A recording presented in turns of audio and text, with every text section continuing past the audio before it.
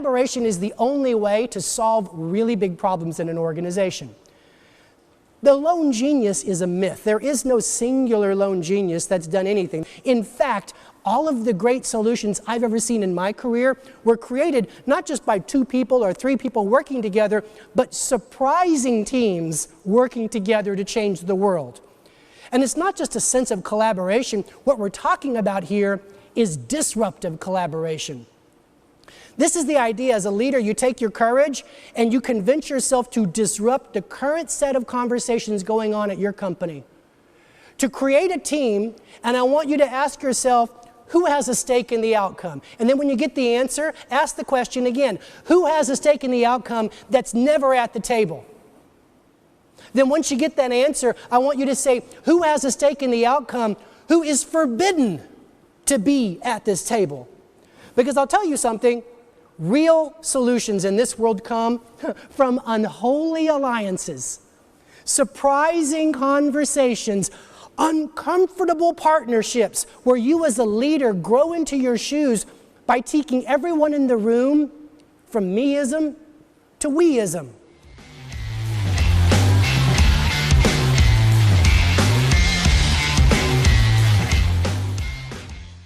Here's a study, and I love this study because this will solve a key problem in your life: meetings. Meetings are the root canals of corporate careers. They're horrible. They're an hour, they're 2 hours long, and what do they usually end with? Well, that was great. Let's have another meeting in 2 more weeks and do this again, right? That's the result of the average meeting. At Deeper Media, we study this. Here's what we learned. On the average, when you put together a meeting, and it's an average of 90 minutes long, and you just have your group, your silo dwellers as I call them, you usually walk out of the room with the next play and agreement to do work on it 20% of the time.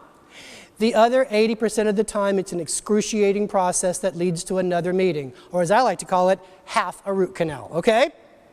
What our research says in 186 use cases is that when you bring a second perspective into the room, sales plus marketing, you increase your chance by 50% that you walk out of the room with the next play.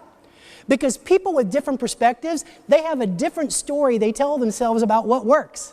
They have a different set of constraints about what will never work. They have a different set of best practices. And let me tell you something, you and your company don't become obsolete. You don't get disrupted because of what you're thinking is out of fashion. You get upended because the constraints that you're living under change. Now you can do it. All the best practices you've lived on don't work anymore because we moved to the cloud. Everything changes, and as you increase perspectives, you increase the speed at which you solve problems. We found in the research that when you bring in a third perspective, say sales, marketing, and operations, it goes up 100%. Now instead of walking out of the room 20% of the time with the solution, it's 40% now. But here's the idea, it's like the Beatles. The number is 4.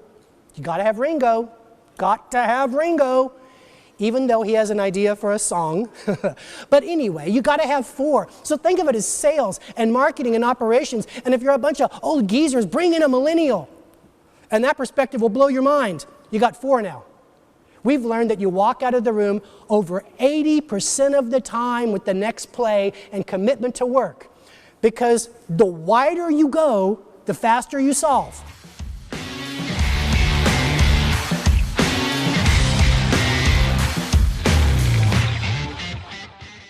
When people are alone, they are frightened in the face of adversity.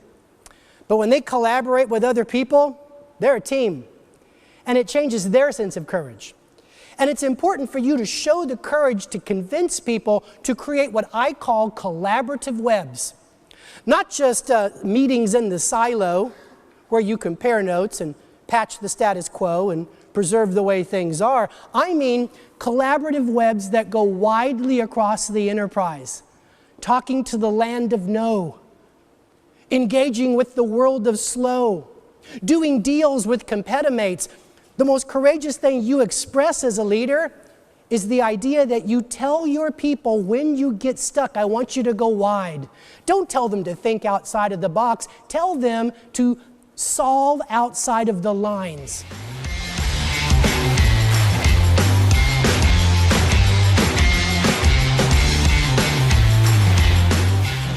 Now, when people people talk to me, they say, so what you're saying is break down the silos. And I got to take a second. I was talking to Rachel about this, last night. Folks, please stop using grain elevators in your silos analogy, because that's not what they are. You can't knock down a silo. That is, I got to tell you, that's really naive. It can't be done, okay? Do you know why there's silos, which, by the way, are underground, built to hold missiles from attack from the out? Do you know why you build them? Two things. Budgets and objectives. As long as you give a human being a budget and an objective that's going to be measured, they will build a silo. Here's my promise. When you encourage your people to create these webs, what they do is they build underground tunnels between the silos. When I see truly remarkable organizations today in 2017, and I've studied many of them, Salesforce is a good one, Tesla is a good one, Wegmans is a good one, SAS Institute is a good one. This is what they figured out.